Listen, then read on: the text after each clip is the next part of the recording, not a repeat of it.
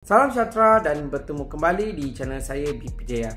Okey, yang ini adalah video part 2 berkaitan program repatriasi migran, syarat-syarat dan siapa yang boleh dan siapa tak boleh dan kadar bayaran. Okey, sebelum ni saya dah update part 1. Kalau tak tengok, pergi tengok dulu. Okey, yang ini part 2.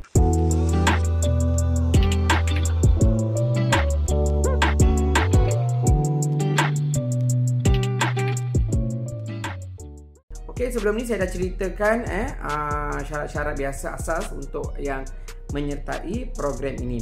Okey, siapa yang tidak boleh masuk program ini? Siapa yang tak boleh? Bukan semua warga asing boleh buat program repatriasi migran. Ada kategori-kategori yang tidak boleh buat program repatriasi migran. Antara kategori yang tidak boleh yang buat repatriasi migran adalah sebelum ini dia pernah mendaftar program repatriasi migran tetapi dia tak keluar.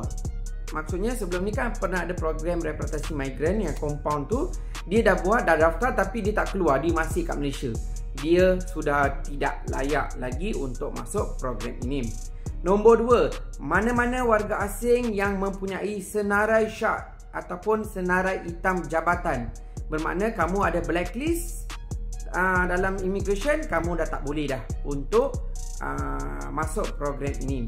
Seterusnya, mana-mana warga asing yang mempunyai waran tangkap ataupun sekatan daripada agensi-agensi yang berkaitan. Contoh, kamu diperlukan oleh polis ke, SPRM ke atau mana-mana agensi ataupun ada waran tangkap, iaitu kamu perlu ditangkap, bermakna kamu tidak layak untuk masuk program ini.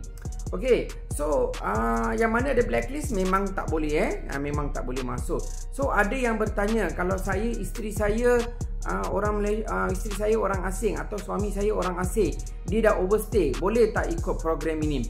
Okey, untuk pasangan kepada warga negara yang dah berkahwin secara sah, mereka perlu ke bahagian visa mereka perlu ke bahagian visa untuk selaraskan PAS. Itu ada prosedur lain sedikit. Okey, kamu pergi ke bahagian sana untuk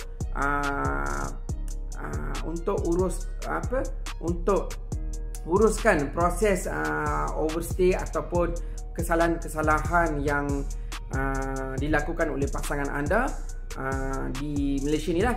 Jadi kamu bawa pasangan kamu ke bahagian visa PAS dan permit untuk urusan di sana. Okey, jadi macam tadi saya kata, mana-mana warga asing yang ada blacklist tak boleh, yang ada waran tangkap atau sekatan daripada agensi lain tak boleh, yang pernah daftar program repatriasi migran yang pertama tahun lepas tu, yang 2 tahun lepas tu, dia dah daftar tapi dia tak balik. Dia tiba-tiba mengubah fikiran, dia daftar, dia tak nak balik. So kalau itu pun tidak boleh ikut program ini. Senang kata, program ini adalah untuk orang-orang yang nak first time nak bayar compound atau yang tak ada rekod kesalahan lagi dekat sini. Senang katalah, dia tak ada blacklist. So yang lain daripada tu tidak layaklah untuk program ini. Okey, so kepada anda, jangan lupa untuk tengok part 3. Part 3 saya akan cerita siapa, bayaran berapa dan kesalahan apa yang boleh membuat program repatriasi migran. Okey, so kepada anda yang dah menonton, jangan lupa untuk subscribe channel saya dan kongsikan link video ini kepada kawan-kawan anda supaya mereka mendapat info-info daripada saya. Itu saja daripada saya. Terima kasih dan jumpa lagi.